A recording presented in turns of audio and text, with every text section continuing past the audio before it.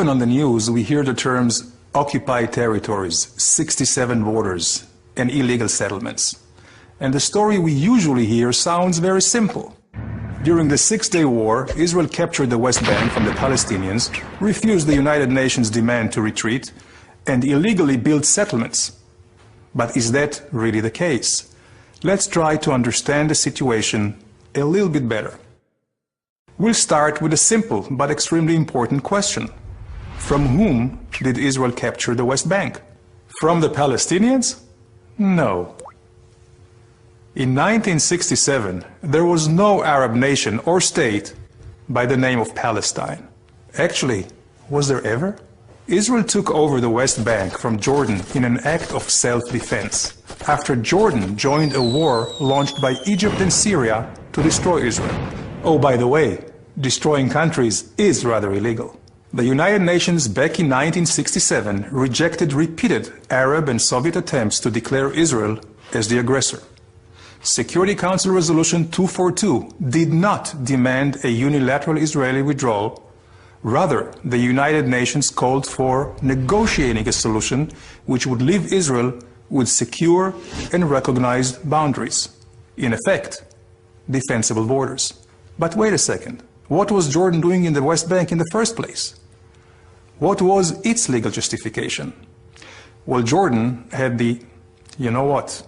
It had no legal justification. Jordan simply occupied it during its previous attempt to destroy the newly established state of Israel in 1948, changing the commonly accepted name Judea and Samaria to the West Bank.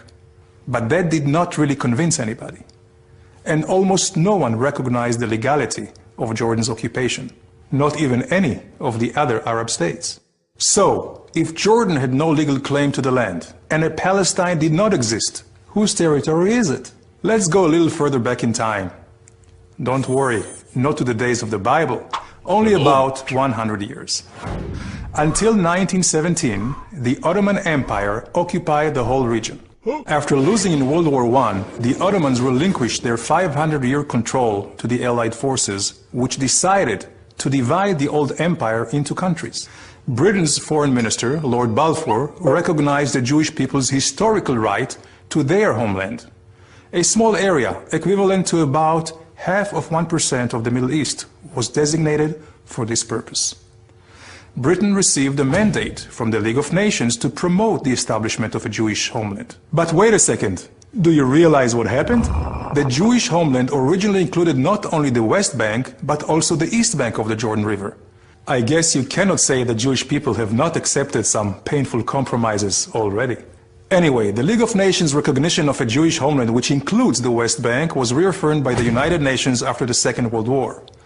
With the British mandate ending, United Nations General Assembly Resolution 181 recommended the establishment of two states, one Jewish and one Arab. The Jews accepted it and went on to create a state of Israel, while the Arabs refused the compromise and launched a war to destroy the newly established Jewish state. Resolution 181, a non-binding recommendation in the first place, remained with no legal standing. At the end of the war, a ceasefire line was formed, where the Israeli and Arab forces stopped fighting.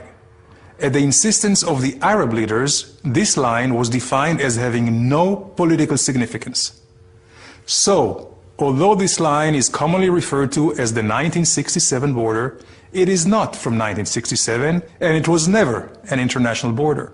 This is why a more exact legal definition for the West Bank, according to international law, is really the same as in so many other areas where there are or were territorial disputes, but which are not defined as occupied. For example, Zubarah, the Tams Islands, the Western Sahara, amongst many others. They are not considered occupied territories, but rather disputed territories.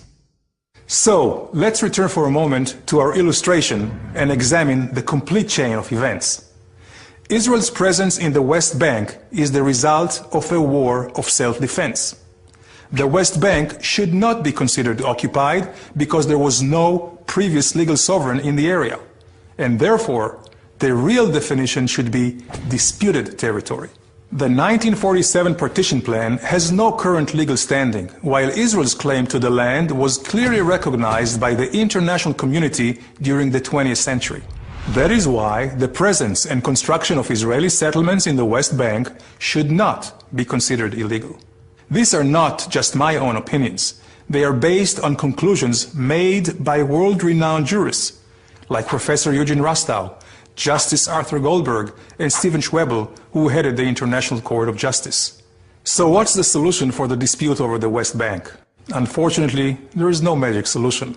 But the only way a solution will ever be reached is if we base our negotiations on legal and historical facts. So please, let's stop using the terms occupied territories and 67 borders. They're simply not politically correct.